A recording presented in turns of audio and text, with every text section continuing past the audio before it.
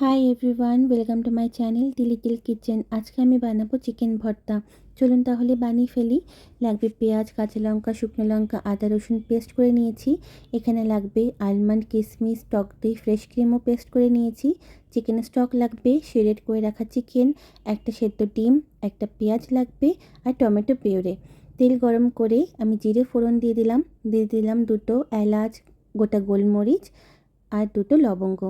একটা পেঁয়াজ আমি কেটে রেখেছিলাম, সেটা আমি দিয়ে নাড়াচাড়া করব। এবার মশলা দিয়ে খুব ভালোভাবে কষাবো। দিয়ে দিলাম হলুদ, লবণ, জিরে গুঁড়ো, ধনে গুঁড়ো, শুকনো লঙ্কা গুঁড়ো। আমার বাড়িতে আমি আর মা থাকি, তো আমি দুজনের জন্য রান্না করি। আপনারা আপনাদের মতন মশলা পরিমাণ মতন দেখে রান্না করবেন।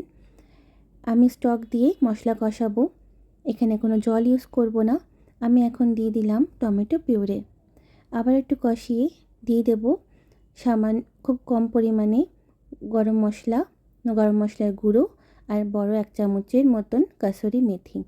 আবার একটু স্টক দিয়ে নাড়াচাড়া করব। এবার দিয়ে দেব পেস্ট করে রাখা টক দই, ফ্রেশ ক্রিম, আলমন্ড, কিশমিশ। আপনারা চাইলে কাজু বাদামও দিতে পারেন।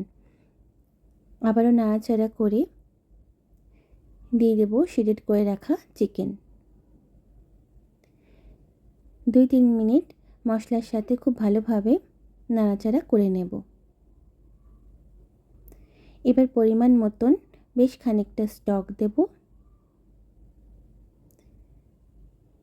এবার ঢেকে দেব 5-7 মিনিটের মতন। আপনারা মাঝে মাঝে তাও চেক করে দেখবেন লবণ ঠিক আছে কিনা।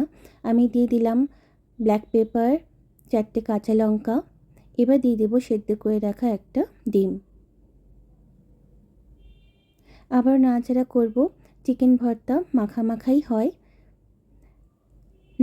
নামানোর আগে দিয়ে দেব কেটে রাখা ধনেপাতা, সামান্য ঘি আর খুব সামান্য পরিমাণে কাসুরি মেথি। আমাদের চিকেন ভর্তা রেডি।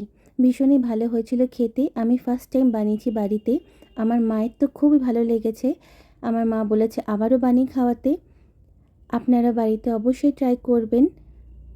রুটি, নান বা পরোটার সাথে খুবই ভালো লাগে খেতে। ভালো লাগলে আমার চ্যানেলে কমেন্ট করে দেবেন, লাইক অ্যান্ড সাবস্ক্রাইব করে দেবেন। ভালো থাকবেন, টাটা।